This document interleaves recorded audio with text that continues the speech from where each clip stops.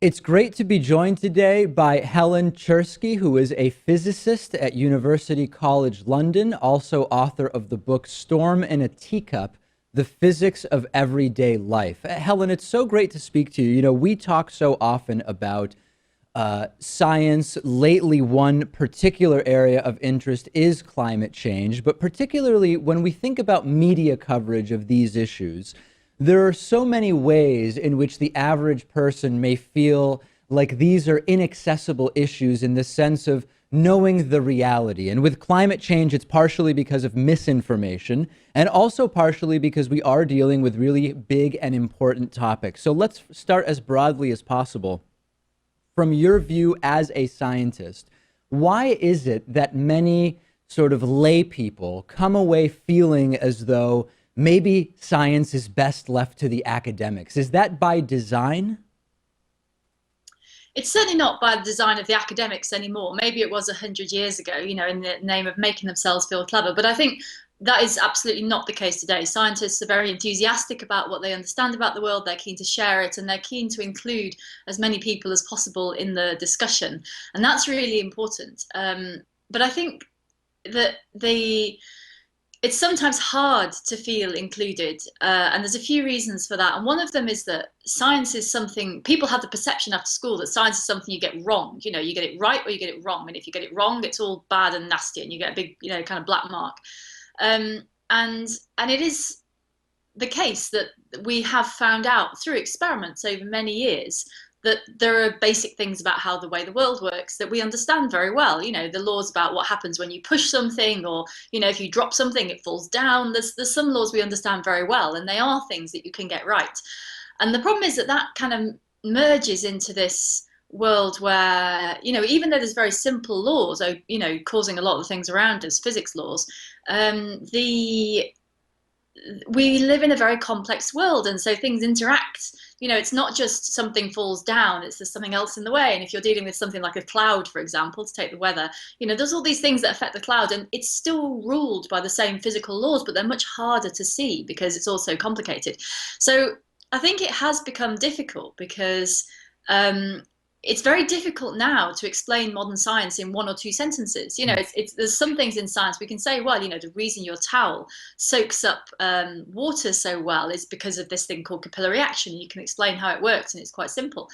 But often in the real world, it seems a lot more complicated. And I think we've not necessarily done very well as scientists conveying the difference between I don't know and it's complicated and I can't tell you everything in 2 minutes. And so it's just that we need a sophisticated discussion around science, but absolutely everyone should feel included. Is this partially a sort of side effect or consequence of, in the political world, often we go towards if it's complex or nuanced or difficult to explain, a politician is probably lying to you, and this creates a bias away from complexity and towards simplicity.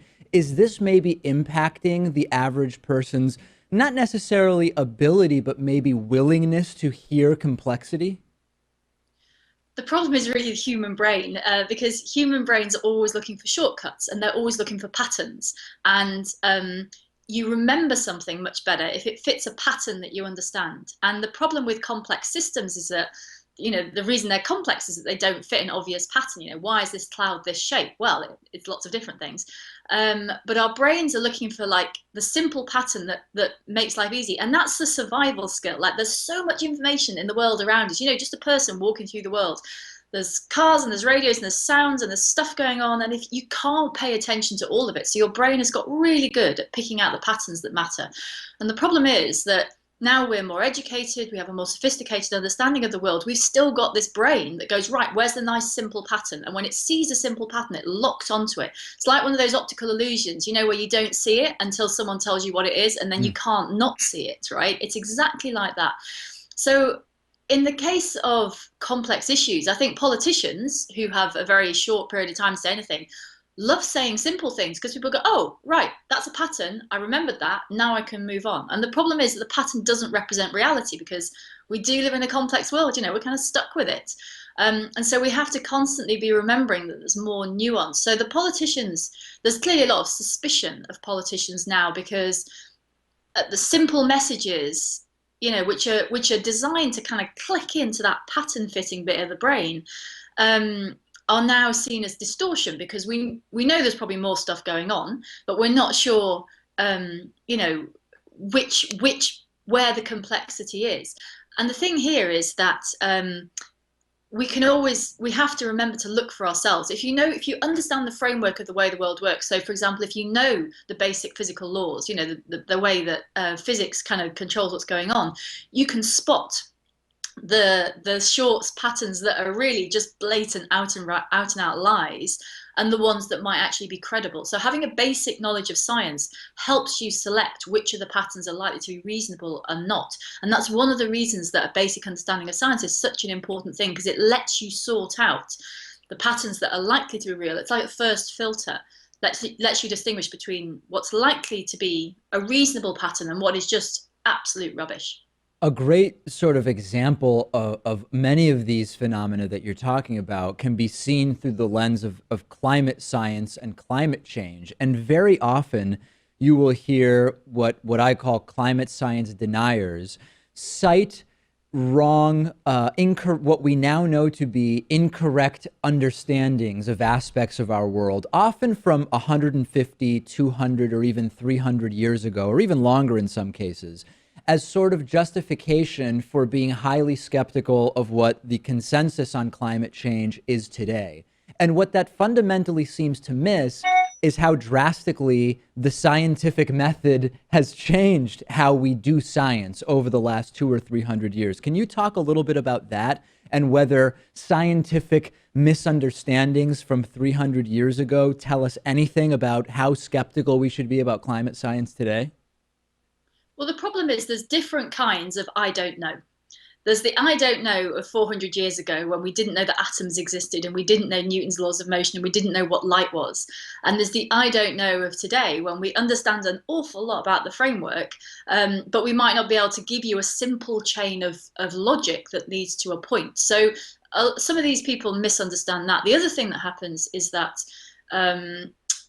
cherry picking data is very easy. Humans who already have a pattern in their brain, and if that is an ideological pattern that says, for example, I don't want climate change to be true, they will look for things that fit that pattern because it's mentally easier. And the problem is there's so much data that quite often these people, in the case of climate skeptics, they found some data from East Antarctica where there's a small region where maybe something is getting cooler, and they've gone, oh well, here's a bit of data that supports my pre-existing view, so I'm going to ignore everything else. There's something called motivated reasoning, which means that all the logic in your brain that thinks it's being logical is actually just looking for logic that already fits with what you choose or want to believe to start with. And part of scientific training is not to do that, is to spot those biases.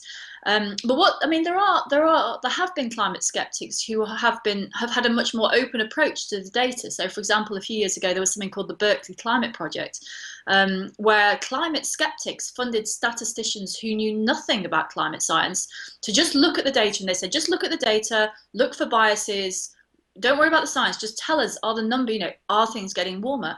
And those statisticians came out more strongly in favour of man-made climate change than even the IPCC reports. So there are climate skeptics who have got that ideological bias and they're looking for patterns to fit it, but they've been honest enough to look at judgments, unbiased judgments of others. And there was a great opinion op-ed in the New York Times written by one of the funders of that project, who was like, okay, it's real. Like, I have been convinced. And to his credit, he had changed his mind based on the evidence.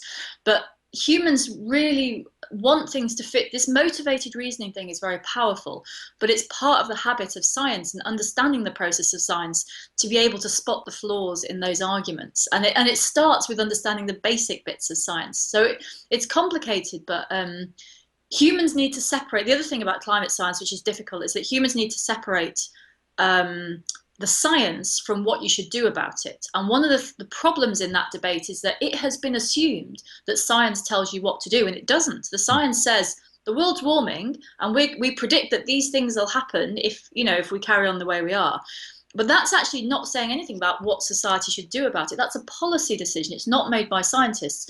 And actually, what a lot of people were really attacking was the changes that we're suggesting, they made the mistake of attacking the science because they assumed that the science was telling you what to do, but the science isn't telling you what to do, it's telling you how things are, and that is separate to what to do. If you want to have an ideological argument about whether you should regulate things or not and how much the government should get involved in controlling what gets put into the atmosphere, political argument. It's not a scientific argument. And those two things are very separate. So there's lots of there's lots of nuance in these debates. And the problem is that everyone's too busy, they've got too much to do, everything's complicated. So human brains tend to go with the easy option, which is either what they expect or something that's simple to understand.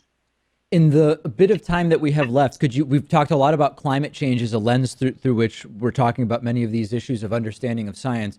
What are some other important modern day issues that are being impacted in the way you discuss science in Storm in a Teacup that maybe our audience is not thinking of as consciously as climate change, which is probably on everybody's mind when we have this conversation?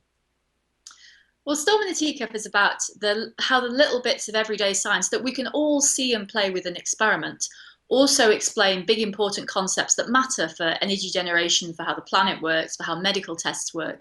And so the point is that we can all play with the simple principles, how things rotate, how things fall, how gravity works, how spinning things work, all that kind of thing.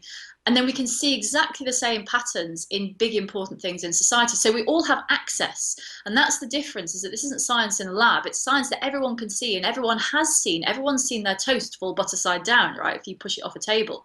And the same bit of physics also explains stuff about how satellites work and how orbiting things work. And so the crucial point is that things like energy generation, right? We've got a planet with a huge population, growing. We need to provide energy for people to have a reasonable standard of living. The question is, how do you do it? And you can get a long way with understanding how we might do it by understanding basic principles. So, for example, how a wind turbine works, how it generates electricity. You can start thinking about that using fridge magnets and electric shocks, that you get from your car on a cold day. So these basic little things at the bottom inform the conversation about the much bigger, complicated things. And once people have confidence with those little everyday things, it's not about knowing the answers, it's about knowing the right questions to ask. Everything is easy if you ask the right question, right? So understanding the framework is important for asking the right question about these big complicated issues, and that's what's going to let people see through all the complexity. The book is Storm in a Teacup, The Physics of Everyday Life. We've been speaking with the book's author, Helen Czerski, physicist at University College London. Thanks so much for talking to us about this. Thank you.